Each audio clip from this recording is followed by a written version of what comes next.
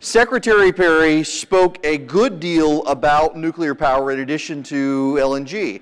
And as I said on stage yesterday, there was a time in this country, or in the world rather, that we depended on solar and wind power, and we called it the Dark Ages. And nuclear power is, I think, something we should have in this country. Now, I grew up in Dubai, but would come home during the summer and ultimately move back to Louisiana and live within 10 miles of a nuclear power plant. And we had fantastic power.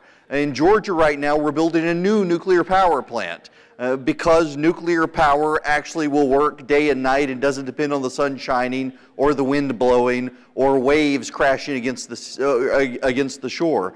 So Robert Bryce is a senior fellow at the Manhattan Institute. He actually lives in Austin. He has spent a lot of time thinking about these issues, and I wanted to pick his brain on them and invite Robert up to the stage.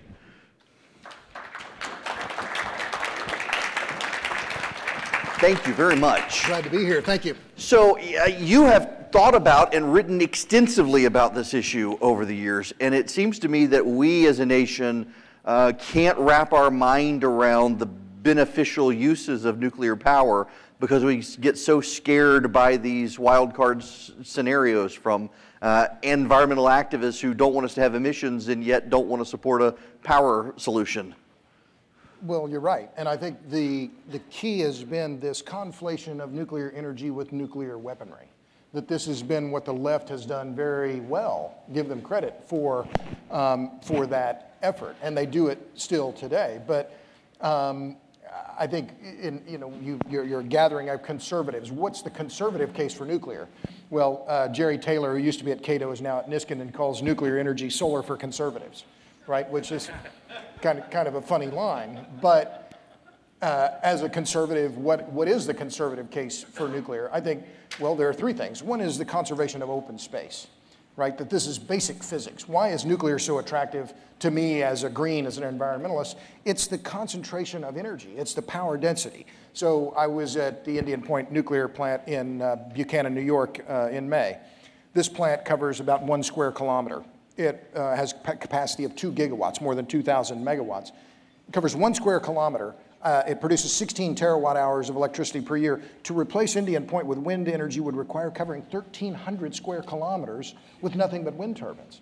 Wind energy requires 1,300 times more territory than nuclear. Well, we need to conserve open space. Small footprints are green. So from a basic physics point, from a conservation of nature standpoint, nuclear is the best option. Grid stability is just 2 other quick points. The Secretary made this point, grid reliability, and then find technology leadership. That the U.S. has been the leader of the nuclear sector since the days of the Manhattan Project, and yet who's in the lead today globally in deploying new nuclear plants? It's the Russians. But if you replace wind turbines with nuclear power plants, who's going to chop up all the birds that fly by? And it's not just the birds, it's the bats. This is one of the things, I've been writing about the energy business for a long time. In the early 1990s, I wrote for the Christian Science Monitor, several other papers about how the U.S. Fish and Wildlife Service was cracking down on the oil and gas industry, and rightly so, because they estimated the oil and gas industry was killing about 500,000 birds per year with open oil pits that weren't properly netted. So they did a multi-state, multi-year, multi-jurisdictional crackdown, and the industry put nets over their pits, and that problem went away. Well, the same agency, the Fish and Wildlife Service, today estimates the wind industry is killing 500,000 birds, and yet nothing is happening. And in fact, the Trump administration, I think wrongly, is relaxing the Migratory Bird Treaty Act, and I think that's the wrong way to go. But the bats are important, insectivores and pollinators. They're being whacked by wind turbines as well, and they're getting no love, but they're only flying mammal. I kind of like them. So I don't want to go too far off on a tangent here because I really want to focus on nuclear, but I read last year the Wall Street Journal had a fascinating story about the German energy industry where they're now bringing in so much from solar and from wind and having forced buybacks from people who have solar power that the actual power companies are having trouble generating revenue to stay in business. And it just seems like the people who support this stuff haven't really thought out the economics of it. Well, that's exactly right. And what has been the history of the electric grid here in the U.S. and around the world? Well, it's been that you only build as much grid as you need, right? You don't want to build extra generation capacity for the same reason you don't want to have an extra car or extra 3 cars unless you just love cars, right? But what we're doing now with wind and solar is building more capacity than is required. Well, okay, and as Governor Perry rightly said, or Secretary Perry rightly said, well, the sun doesn't shine all the time, wind doesn't blow all the time. Well, batteries are not really viable now. So what do you have to have? You have to have standby generation available all the time when the wind and the sun aren't available. Well, that means if you're operating a gas-powered plant, before the wind and solar subsidies came along, you may have been operating, say, 60% of the time. Well, now you're operating 40% of the time, but your overhead costs are still the same. Your manpower costs are still the same. Your fuel costs are lower, but your overall cost of operation has increased relative to the number of watt hours that you're able to sell. So this is the problem facing the German grid. It's very obvious in California. In fact, every place that you've seen this massive push toward renewables, electricity prices have risen dramatically. Funny how that works. I remember as a kid, and I want to say it was Popular Science. Don't hold me to that, but I remember it was a picture about the future of energy, and it was massive mirrors orbiting the Earth that could reflect the sun down on the solar panels on the side of the Earth where it was dark. And I mean, I can remember thinking about that even as a kid, that you just build a power plant.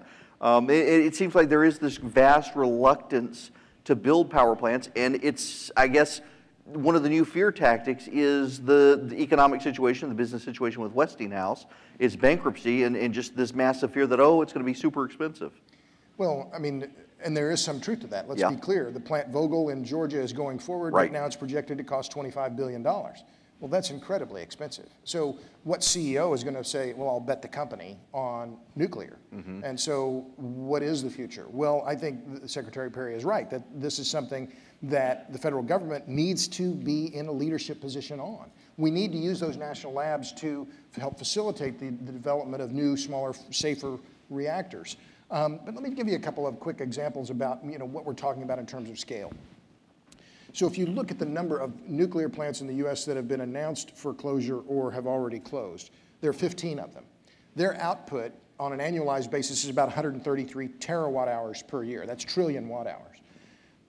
Those nuclear plants, those 15 nuclear plants, produce today 1.5 times as much solar energy as every solar panel in the country. And yet the green left, Sierra Club, NRDC, the rest of them have been pushing for the closure of these plants and saying, oh, we need more solar. I think it's wrong. It is short-sighted. It is ignoring the value and the critical importance of the electric grid to modernity and the reliability that we all depend on. So I'm very concerned because these nuclear plants were paid for by ratepayers. And now they're being shut down, partly because of cheap natural gas, let's be clear. Mm-hmm. But a lot of this is just a lack of federal and state support on the political side. I read all the time, I'm fascinated by these articles about the new designs for nuclear power plants and the fail-safes that can be involved. And the technology really has progressed to a point where it seems like there are some really good ideas out there for building nuclear power plants, and yet I don't see them actually being implemented. Well, and that's unfortunate. But you see that, when you look around the world, we see nuclear very much stagnant or declining here in America. But the South Koreans are building nuclear reactors in Abu Dhabi. The Russians, Rosatom, is building a $20 billion plant in Turkey. Rosatom has 130, The Economist had a piece on it the other day. Rosatom's back order is something like $133 billion. And meanwhile, we have Westinghouse, which at one time was an iconic American company. George Westinghouse was one of the great industrialists of the early electric age, developed the air brake for railroads that is still in use, developed and bought the patents to early transformers, went to Nikola Tesla, bought his patents and developed the first long-distance AC line in America. It's a great corporate history, but that company went bankrupt with Toshiba, a Japanese company, and then was just bought out of bankruptcy by a private equity firm in Canada. So, it's unfortunate that this, really a tremendous leader in American industrial history now is being traded for cents on the dollar, and it's not clear that they're going to be able to develop many more reactors anywhere in the world unless they can, do something to really rally their business. This is why I was so excited to have you talk to you, because I know you're an expert on this, and every kid imagines their junior high and high school teachers are experts in some way, but gosh, I remember the conversations, and I was in high school or junior high school or in the Chernobyl era, and the fear of nuclear power plants and the conversations about the nuclear waste and what are we going to do, and are we going to put it under Yucca Mountain, and is it going to kill future generations? I would love to get your take on that, because it just seems like it is the fear scenario that perpetuates. Well, I mean, that's what sells in politics, right? No politician ever got elected by saying everything's going to be okay, right? They get elected by saying fear the other guy because he's going to do something bad. So fear is a great motivator. And as I talked about, this conflation of nuclear energy and nuclear weaponry has been a very effective strategy by the left, by the Sierra Club, by Greenpeace, by 350.org, the rest of them that are virulently anti-nuclear and anti-hydrocarbon and saying we can run the world on renewables. But the reality is that the American ratepayers that have any nuclear electricity in their jurisdictions, they're paying, it's at least 3 or 4 times for disposal of nuclear waste. Right? We paid to build Yucca Mountain. Now, under the Obama administration and thanks to Harry Reid, the closure of Yucca Mountain. Then there's the commissioning of the study to, well, where else will we put the nuclear waste? Well, that was a cost. And so the national labs might take it. Well, so that could be 4 different times that American ratepayers are paying for the disposal of a waste product that is really not a waste product. And just one more point. In May, I visited the Indian Point nuclear plant, and I love it. I mean, I've been to coal mines, I've been to refineries, I've been to factories. I love big iron. But this was just fascinating on a whole other scale. I mean, the scale of the generators, the scale of the reactors, and this tiny footprint on the Hudson River. And yet it's being closed because Riverkeeper, thank you, Robert Kennedy Jr. and his friends, saying, oh, well, there's thermal pollution in the Hudson River. Okay, our rivers here in Texas, you can walk across them, right? You are not going to walk across the Hudson River. I mean, it is enormous. It's like an inland ocean. Wait, I got to say that thermal pollution? Thermal pollution, right? There's so there's some hot water? We're putting too much heat in the water from the nuclear power plant. Oh, my gosh. This is one of the key rationales of why they wanted to close the plant. And they went to Entergy and said, oh, well, you need to put in cooling towers. Well, that would be prohibitively expensive. But back to the waste. So we get a tour of the plant, and I have a camera crew because I'm working on a documentary on electricity. It's going to be out next year called Juice, How Electricity Explains the World. So I'm with this guy from Entergy, and he takes us to the waste section where they've got these dry casks. They weigh 215,000 pounds, 115 tons, in a cylinder that's bigger than the diameter is bigger than I can stretch my arms. They're about 12 feet tall.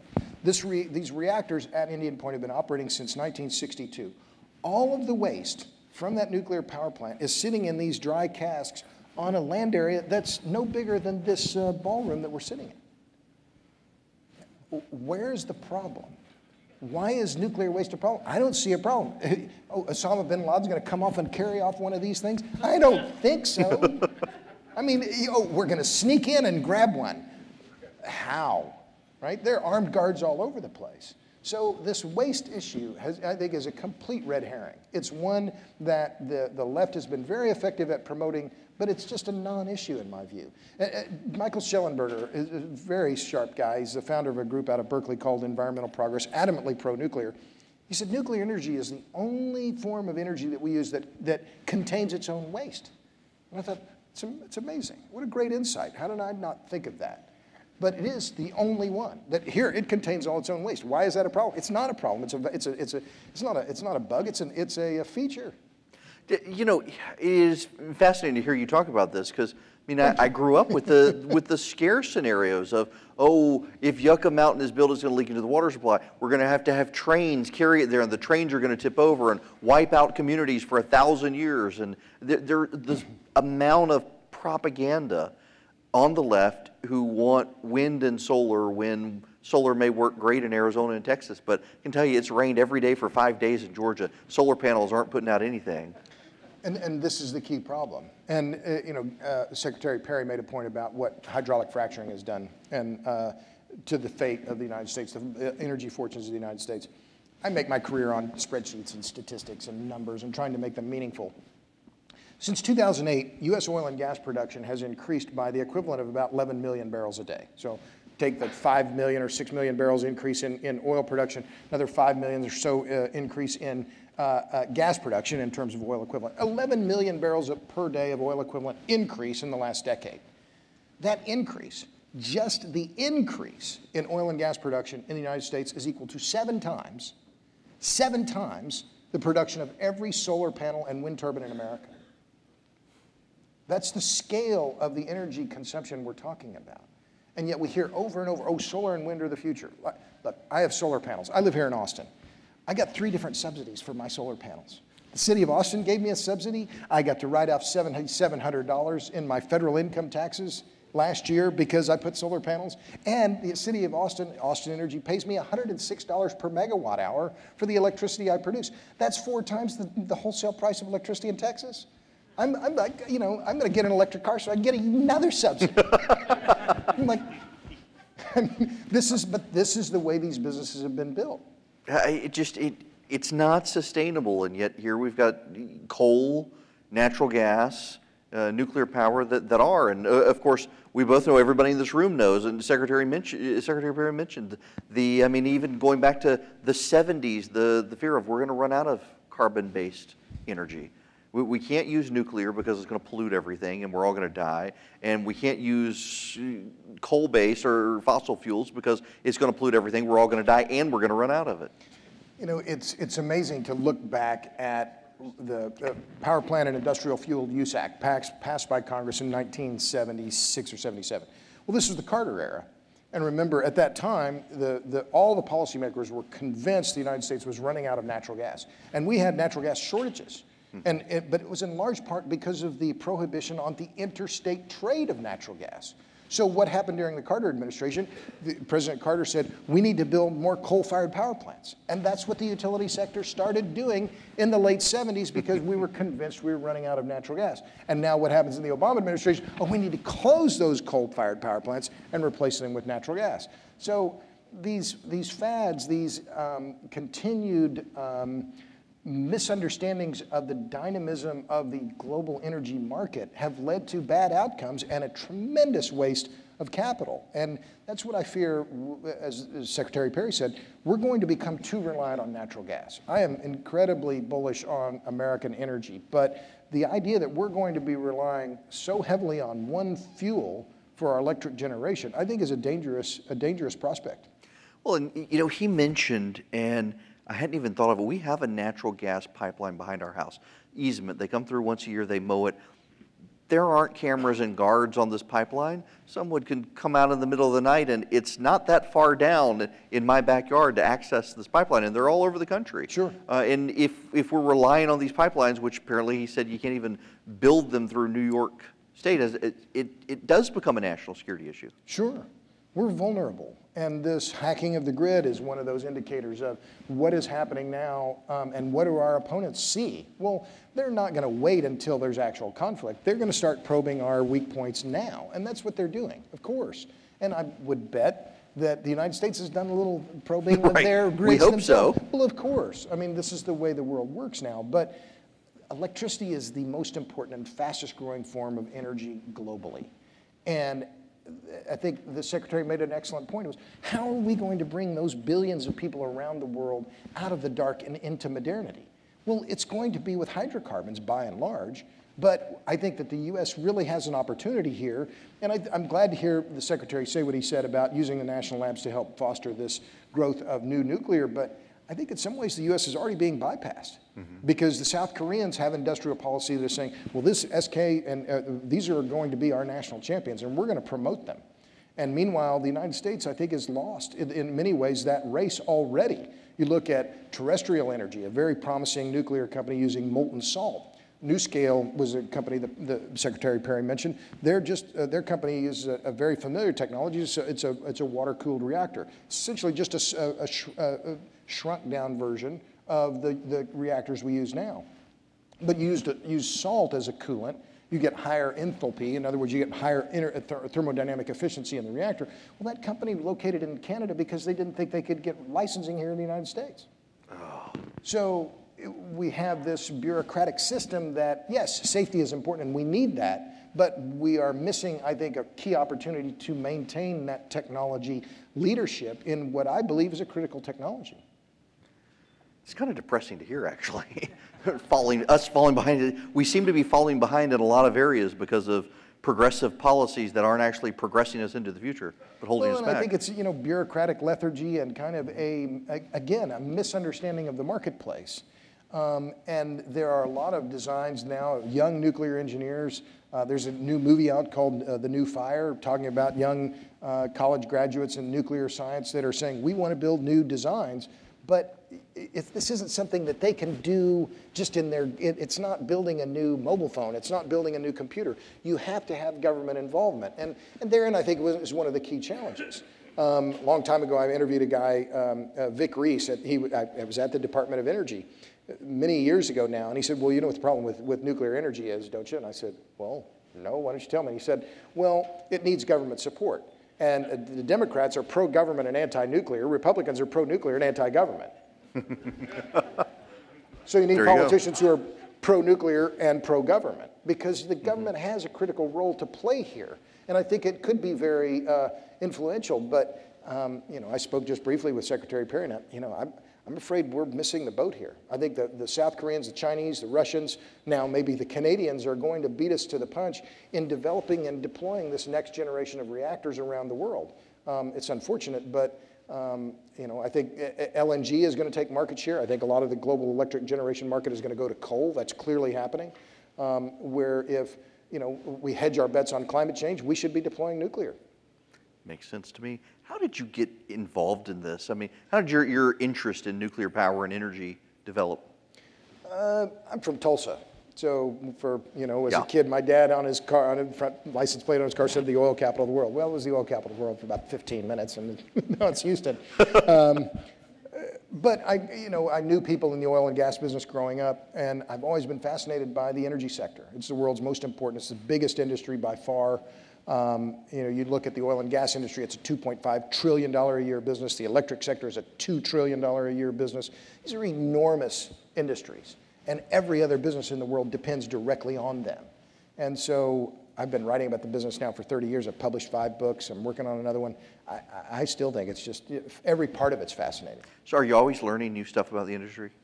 Oh, yeah, and I'm always learning just how stupid I am. I mean, it's like, why didn't I know that? And just, because the business is so big, and there's so many new aspects to it, new battery technology, new battery chemistries, new different designs for reactors, all of these things that are coming into the market, and yet, for all of those changes, this, for instance, going back to coal, the BP Statistical Review came out 2 months ago. Coal's share of the global generation market in electricity has not changed since the 1980s. Really? No, not at all. Wow. It's been right at 38 or 40% for 3 decades.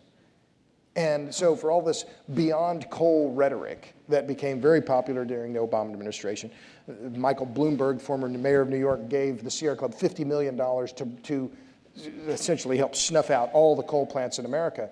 All around the world, including Japan, they're building coal-fired power plants. Wow. That statistic actually, that impresses me.